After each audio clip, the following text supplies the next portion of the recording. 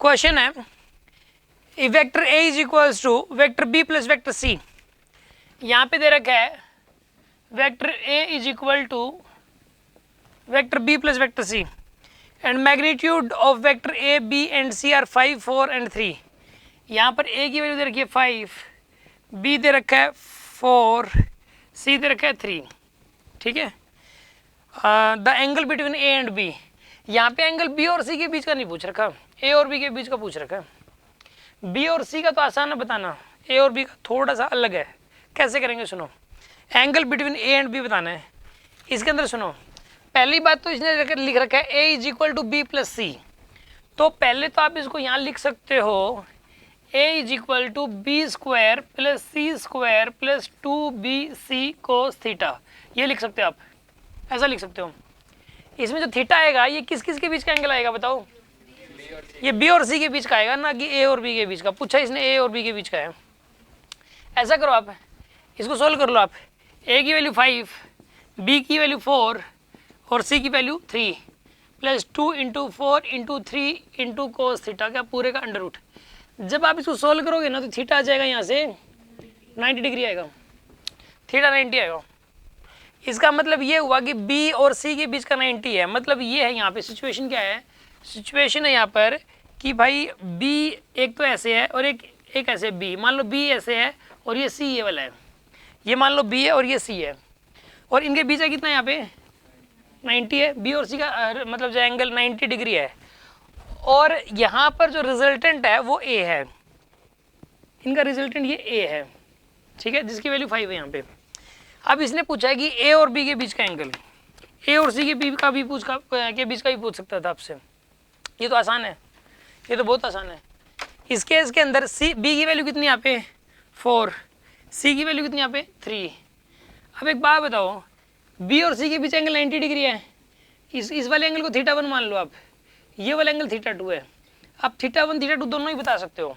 मैंने तरीका बताया था आपको कि टेंजेंट थीटा 1, बताइए टेंजेंट थीटा 1 की वैल्यू कितनी हो जाएगी यहाँ पे? टेंजेंट थीटा 1 की वैल्यू दिस अपॉन दिस ना, 3/4, 3/4 हो जाएगी। Tangent theta 1 is equals to 3/4। तो ये बताइए यहाँ पे थीटा 1, जब टेंजेंट थीटा 1 3/4 होता है तो थीटा 1 कितना होता है? 37 डिग्री ना, 37 डिग्री होता है यार। जब टेन थीटा 3/4 होता है तो थीटा कितना होता है? 37 डिग्री होता है थीटा। तो थीटा 1 37 डिग्री आएगा और थीटा 2 कितना आएगा फिर? 53 डिग्री हो जाएगा। यहाँ पे थीटा 1 37 डिग्री है और थीटा 2 53 डिग्री हो जाएगा। तो एक्चुअल में आंसर ये आएगा 37 degree. This is the answer, 37 degree है एंगल।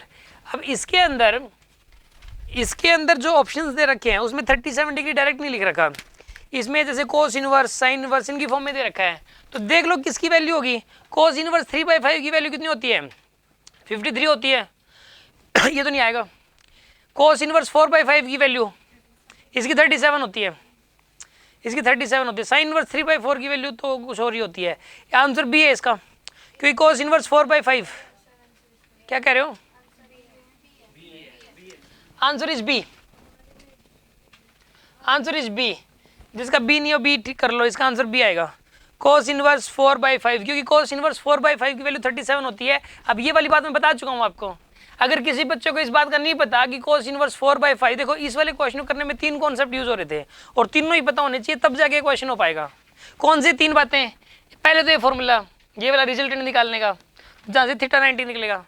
दूसरी बात ये पता होना चाहिए कि ये वाला एंगल कैसे निकाले, दिस अपॉन दिस करके आ जाता है। tan theta 1 is equals to this upon this और tan theta equal to this upon this. ये भी आपको एक रूल लिखवाया हुआ है, ये पता होना चाहिए। और तीसरा आपको पता होना चाहिए कि जो इसमें जो कोस इनवर्स 4/5 की वैल्यू 37 डिग्री होती है। ये एंगल मैंने आपको ये भी लिखवाया हुआ है। ये 3 बातें पता हो तो ये क्वेश्चन हो पाएगा, अदरवाइज नहीं हो पाएगा। हाँ जी,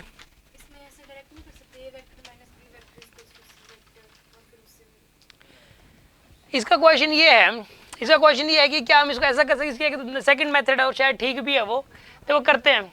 इसके अंदर इसने ये बोला है कि सिर्फ ऐसा करते हैं, जैसे इसने पूछा किसके बीच का है, ए और बी के बीच का पूछा है, तो हम ऐसा लिखते हैं कि vector C is equals to vector A minus B.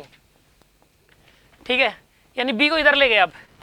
ठीक है ना। मेथड नंबर 2, मेथड नंबर 2 जो है ना ये सही है। वैसे इसके अंदर आप ऐसा करोगे, C is equals to A square plus B square minus 2ab cos theta पूरे का अंडर रूट।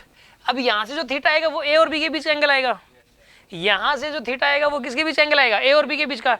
तो वैल्यूज पुट कर दो तीनों की, थीटा की वैल्यू निकाल लो, आंसर आ जाएगा।